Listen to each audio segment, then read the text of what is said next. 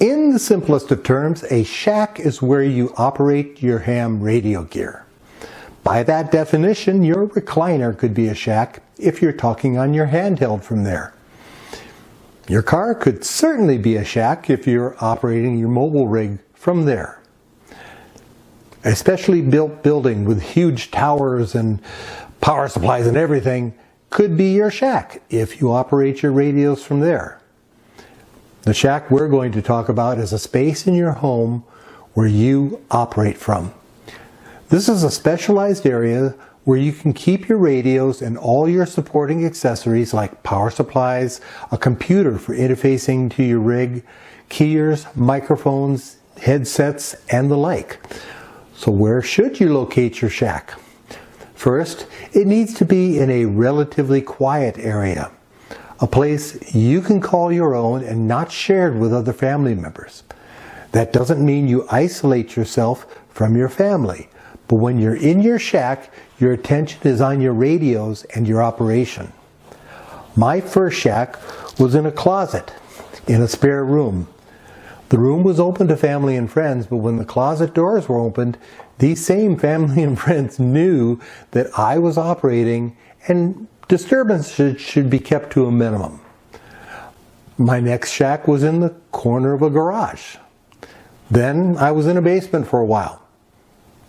Next was a second floor bedroom that I shared with our cats. Kind of stunk, but made a great shack. It's now in the corner of a room adjacent to my kitchen. Yes, it's a shared space, but it's my shared space. So, look for a space where you can set up your rigs and be comfortable. You should have a desk or a table that you can safely place your gear. Good lighting and comfortable temperatures are a must for your personal comfort. All the gear in your shack should be easily reachable, and as a side note, you should be familiar enough with your radio to operate all the necessary features for whatever operation you're doing. You should have access to the outside where your antennas will be. If you have a lot of guests or children in the home, you want to be sure that your gear can't be operated when you're not around. So I suggest putting your power supplies in a place that you can secure, like in a cabinet with a lock, then turning them off. Keeping your rig off the air when you're not there, good idea. Now this might surprise you, but the most important piece of gear in your shack isn't your radio. It's your chair.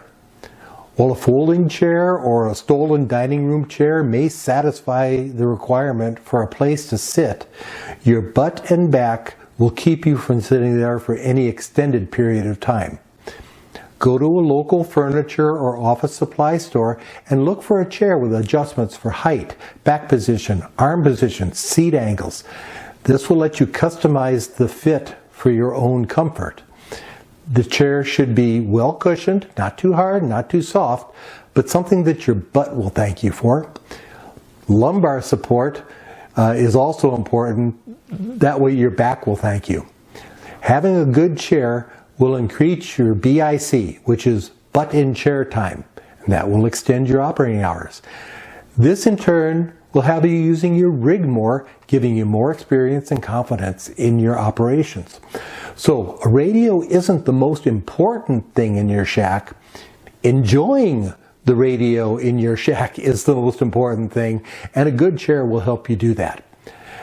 Now that we've chatted about what a shack should be, that's an oasis where you can relax and play with your radios, a place where you can connect with the worlds. Don't let it become an isolation space where your most important connections with the world are kept away. Your family and friends are these connections and should be embraced and loved.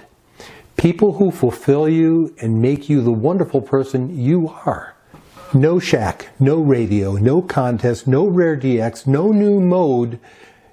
Nothing can take the place of that personal touch between family and friends. Spend time in your shack, but be sure to spend the important people in your life. Be balanced, and you'll not only be a better ham, you'll be a better parent, friend, neighbor, and person. That's it for this video. I hope you have some new thoughts on finding and setting up your shack. If you got something out of this video or you just enjoyed the presentation, please give me a like by clicking on the thumbs up icon. If you'd like to see more of my videos, please subscribe. And if you'd like to be notified when I post new videos, please ring the bell. 7-3 for now. Elmer Tom, ND3N, out.